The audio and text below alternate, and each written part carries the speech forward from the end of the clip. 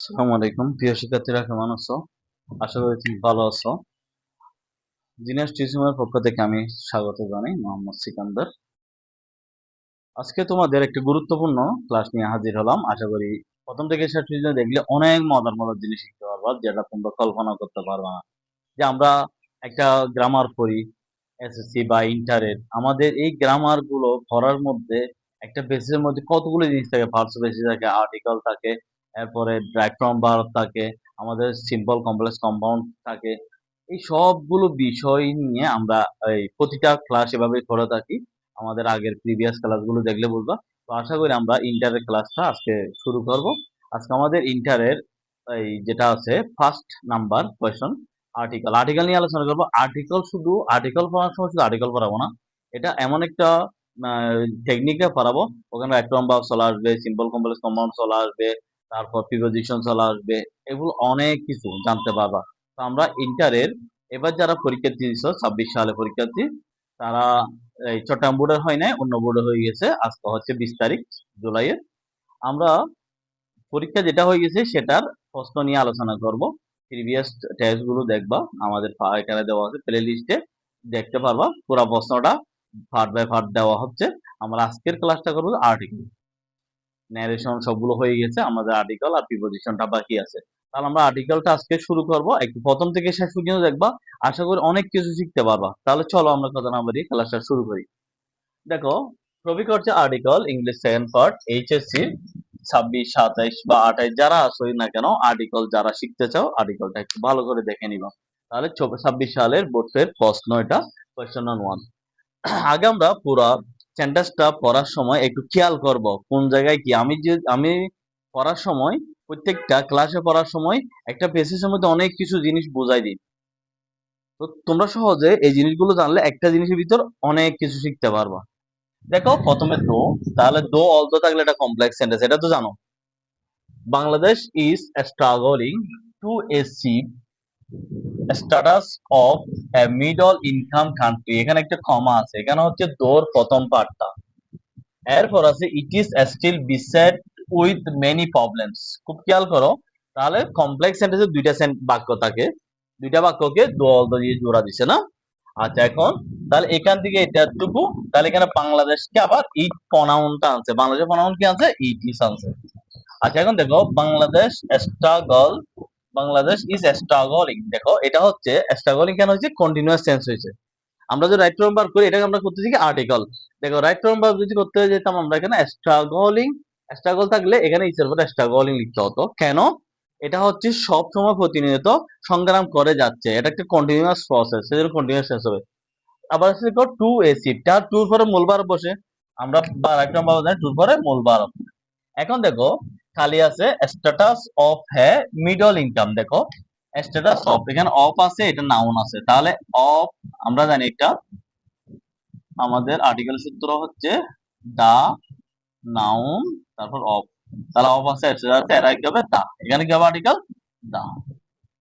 বুঝতে পারছো? Of middle income country. দেখো এরপর আছে it is still beset with many problem. এটা এখনো অনেক সমস্যার জর্জরিত। দেখো বিসেট এর পরে উইথ আছে, এখানে একটা প্রিপোজিশন শিখে ফেললাম। মেনি পরে এটা এস যুক্ত হয়েছে, বহুবচন হয়েছে ভার্বটা। বুঝতে পারছো? তাহলে এখন আমরা বিসেট এর পরে উইথ একটা প্রিপোজিশন শিখলাম, অ্যাপ্রোপ্রিয়েট প্রিপোজিশন।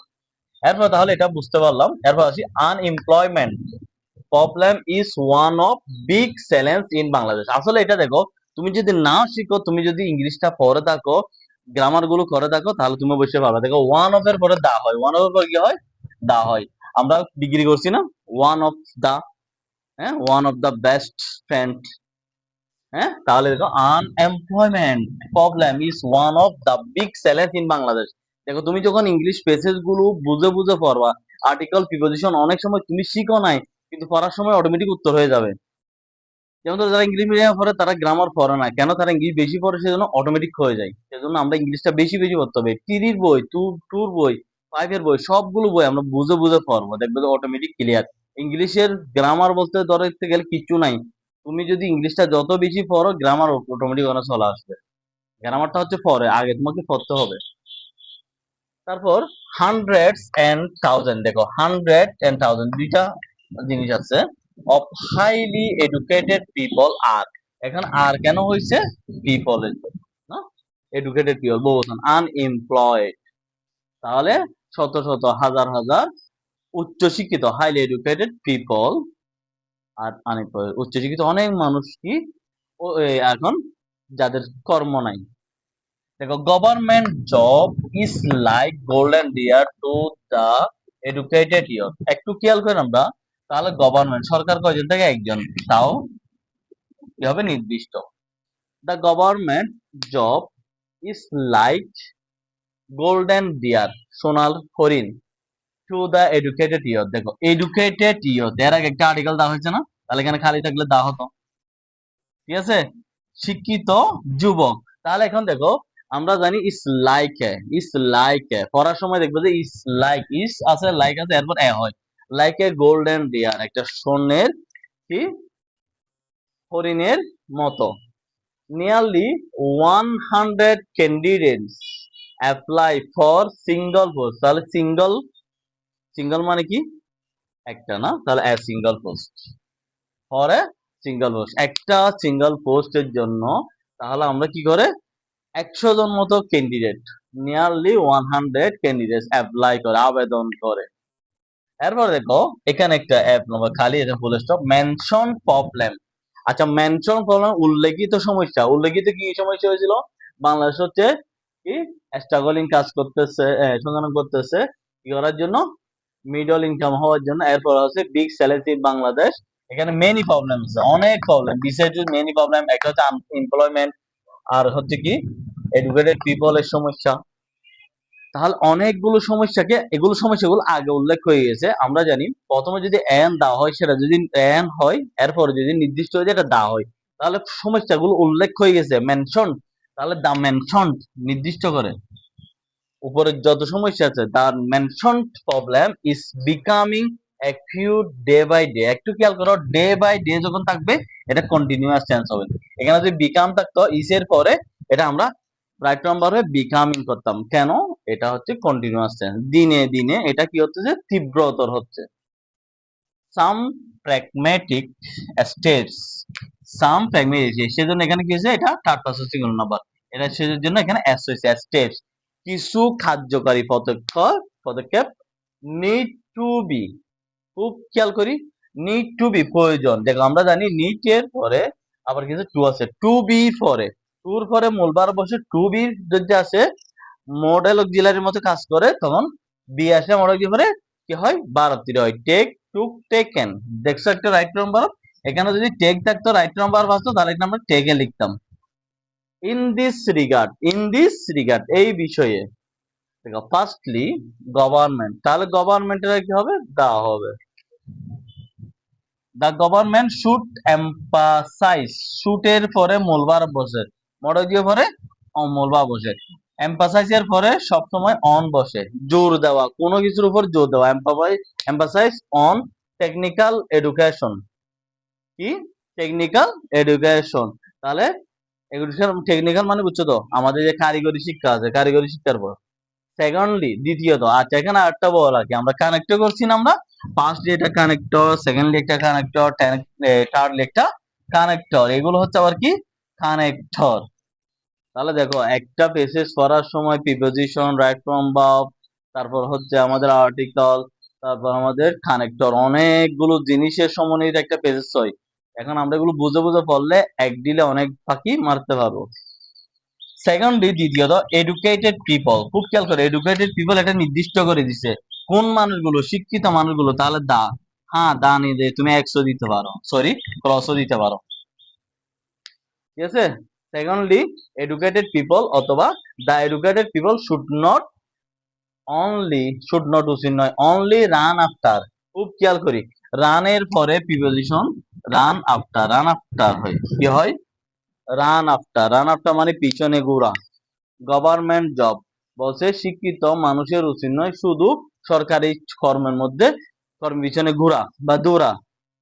থার্ডলি আবার একটা কানেক্টর, জব সিকার্স নিড, খুব খেয়াল করি, জব সিকার্স, জব সিকার এটা আমরা নির্দিষ্ট করে লিখতে পারি, যারা চাকরি প্রত্যাশী, অথবা আমরা এখানে ক্রস দিতে পারি। Thirdly job seekers need to be engage. দেখো নিড টু বি, বির পরে কি হয়েছে, ভার্ব 3 হয়েছে এনগেজড। বুঝতে পারলাম? Engage in self motivated jobs, স্বপ্রণোদিত কাজে। তুমি মুরগির ফার্ম করো, গরুর ফার্ম করো, অন্য কিছু করো, চাকরি না পেলে হতাশ হওয়া লাভ নাই। হয়তো তোমার চাকরি কপালে ছিল না, তুমি অন্য কিছু করো। এই পেজে দিয়ে দেবে এডুকেটেড পারসনকে চাকরি না পেলে কি করবে সেটা সমস্যা তুলে ধরছে, আবার সমাধানটা তুলে দিচ্ছে। দেখো তুমি একটা কাজ করো, যে কোনো কাজ, এনগেজড ইন, এনগেজড এর পরে ইন হয়, এনগেজড এর পরে কি হয়, engaged in self motivated jobs we think unemployment problem will be addressed. দেখো খুব খেয়াল করো, উইল বি, টু বি, এগুলো কি হয়, মডেলক জেলা হিসেবে ব্যবহার হয়। বির পরে অ্যাড্রেসড আছে, শনাক্ত করতে হবে। অ্যাড্রেসড 12 আসছে, না হলে অ্যাড্রেস হতো বি না থাকলে। as early as possible, as early as possible, যত তাড়াতাড়ি সম্ভব। To booster overall development of Bangladesh, দেশকে সব চাইতে কি হতে ডেভেলপ করতে। এখন দেখো ডেভেলপমেন্ট, MENT, মেন্ট এটা হচ্ছে নাউন, তাহলে এটা হচ্ছে অফ, তাহলে এর আগে যেটা বলছে সেটা হচ্ছে দা। তো তাহলে এখানে কি হবে, দা, দা ওভারঅল ডেভেলপমেন্ট অফ বাংলাদেশ।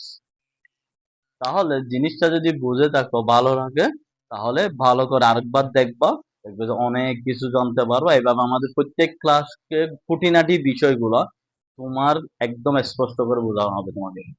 তো আশা করি ক্লাসটি ভালো লাগলে, যদি বিন্দু পরিমাণ যদি উপকৃত হও, ক্লাসটা শেয়ার করে দিবা, বেল আইকনে ক্লিক করে দাও। যারা সাবস্ক্রাইব তাদেরকে ধন্যবাদ, যারা করো না তারা সাবস্ক্রাইব করে রাখবা। নেক্সট ক্লাসগুলো যেন দ্রুত পেয়ে যাবো। ভালো থাকিও, বেস্ট অফ লাক।